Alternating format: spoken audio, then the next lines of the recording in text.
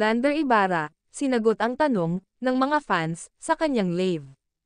Ano ang pananaw daw ni Lander sa hinahangaan at pinapahalagahan?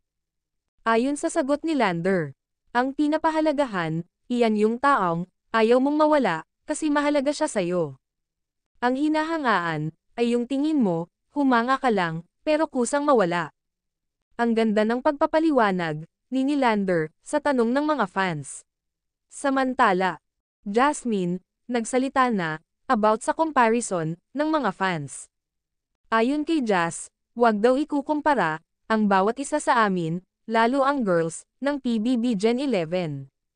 Kasi iba-iba kami ng skills. May kanya-kanya kaming talent.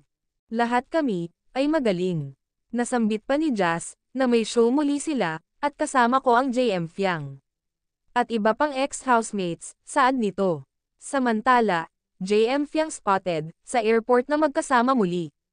At spotted din si JM na nag-hug kay Mami Myrna sa labas ng bahay ni Kuya. At ganun din si Jeren, spotted sa labas ng BNK, kausap din si Mami Myrna. Ang sarap sa paningin na lahat sila ay nagkakasundo. Sweet talker, no shocker. I can handle the ups and the downs.